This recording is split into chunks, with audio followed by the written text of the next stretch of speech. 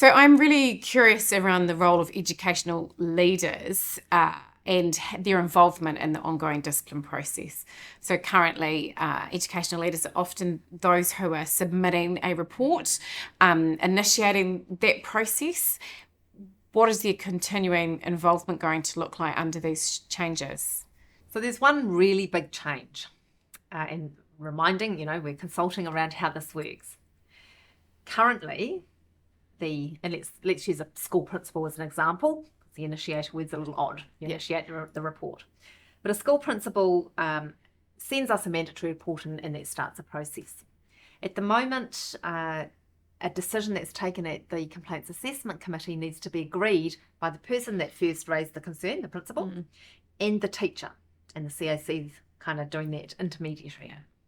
The change that we've brought about is to say the initiator doesn't have the right to have to agree to the conditions or recommendations. And that's because they can't be and have never been part of the rest of the process.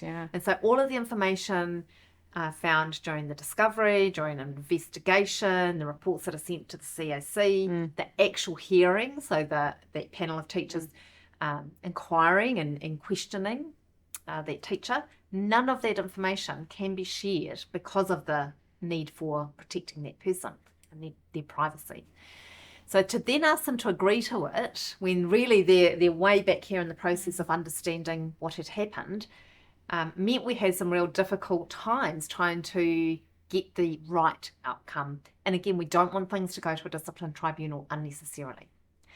To counter that for our professional leaders though, we are ensuring that there's the ability for them to appeal the decision to the discipline tribunal. So if they feel it's really out of whack from what they understood had occurred and where we ended up at that Complaints Assessment Committee, then that person who raised it, the principal or the board or whoever it is, the initiator, can appeal. And then it will still have to go to the discipline tribunal. Right.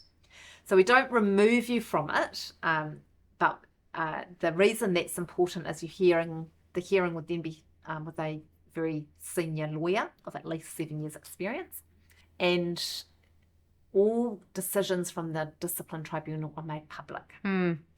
So again, if we feel that it's not right, then there are other avenues, but trying to get agreement when there's this really, unweighted level of information and understanding didn't make sense. But we don't want to cut the professional leader out, and we want to make sure they feel confident and assured that the right outcome was reached. So I use this word transparency, which kind of makes it seem like people will know everything, and that's not what it means. It means that the right people will have the right amount and level of information to assure themselves that we got the right answer and that the right kind of the process had been followed. So it doesn't mean all the information that happened is suddenly going to be on your desk, but we do need to find that balance. And I think that's what was missing was, and I go back to your question around a victim. If you, for me at the Royal Commission of Inquiry into Abuse and Care, for those who were harmed so severely, then we need to think hard about actually what are their rights. And it might be different to somebody where there was a matter where, it was far less severe and, a lot more low level. You might make a different determination there. And so we're going to really make it, again, about the people, about mana. So how do we take account of everybody? But for our professional leaders who there's a bit of weight sitting on your shoulders and the expectation also to do the right thing, I want you to also know, not the nitty-gritty detail, but I want you to know that we get the right outcomes, that the process is a good process. And if you are still unsure or concerned, there is still an avenue for you to ask it to be reconsidered.